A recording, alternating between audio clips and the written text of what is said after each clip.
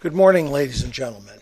We're starting a project today, which I believe is a commendation to those gentlemen on the forum who have made significant contributions to our learning process.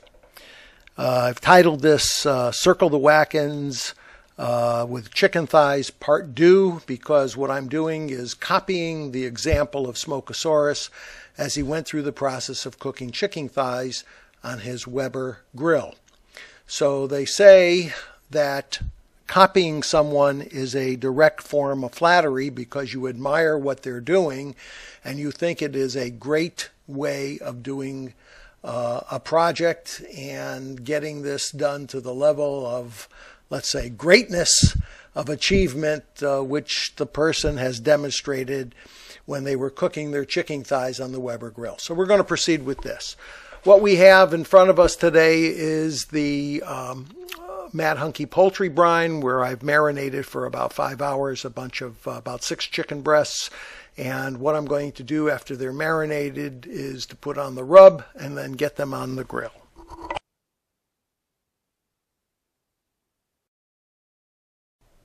The next step to this process is to apply our rub. Today I'm using a new rub called Hot Ass Wang Chicken Rub by Mad Hunky. They say this is a very hot and spicy rub. I don't know because I've never used it, but I will be glad to let you know what the outcome is, and we'll go ahead and report on that as soon as we can. Okay, here we are for Circle the Wagons for Chicken Thighs Part 2. And I guess we're getting ready to go get these things lit up a little bit. I got a little combination of leftover lump charcoal and regular brick charcoal here. And we're going to fire this up and do what Smoke has said, the way he did it in his, because I like to copy his methodologies. He brings an awful lot of knowledge to the table, and I learn a lot just by reading his and some other guys on the website, so that and I try to apply it as good as they can do it, and this will give me an opportunity to play with it. So I took my 2 little charcoal baskets, put them in the center just like he did, and this way we'll be able to round up the chicken thighs, circle around the charcoal basket, and we'll go from there. All right, we'll catch you in a little while. Bye-bye. After the exhausting work of putting together the charcoal pans and getting the charcoal Weber grill ready, I decided it was time for a beverage, and so I drew out the Shock Top beer and decided to have one of these to keep myself hydrated and happy for the rest of the afternoon. Okay, I guess I've circled the wagons here with the chicken thighs, and the fire is nice and hot in the center.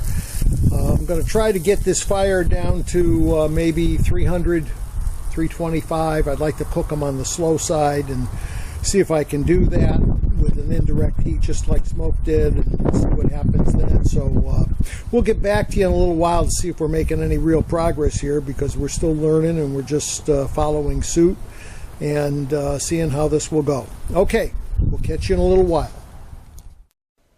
Okay, we need a side dish to go with the chicken thighs, so what I did is sauteed olive oil, butter, garlic, assorted spices, threw in some fresh peas, an onion, and some chopped jalapeno pepper. Made some fresh pasta on the side, tossed that in, and then mixed everything together with Parmesan cheese, and this is going to be our side dish. Okay, I think they're done and nice cook. They got great color. I'm going to pull them off the grill at this point in time, and I'm going to bring them in the house and let them sit for a little while. Okay, you take it easy. Bye-bye. Okay, here we go. We've got our chicken ready to go. I made this pasta dish with peas and onions, and we're ready to sit down for dinner. All right, we'll talk to you in a little while. Bye.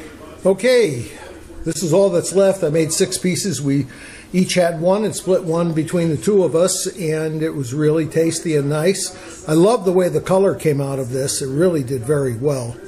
I'll tell you what, Smokeosaurus has really got a way of doing these things that is outstanding, and I think that a touch of flattery here is that I'm copying him, and because he really does know an awful lot about how to use that grill. And there's a lot of knowledge here that I'm certainly picking up from everyone on this forum. But this chicken turned out good. Now, the Hot Ass Wang rub by Mad Hunky is a fabulous rub, but it's not for the faint of heart. It's a very spicy rub, and the rub itself is very hot, so that if you're going to use it and you're not accustomed to that kind of heat, you need to tone it down with either a sauce or do what my wife did, which is put on some sour cream on the side. All right, we'll catch you later, and we'll wrap all of this up. Take care. Bye-bye. All right, a couple of observations about cooking the chicken in the methodology shown.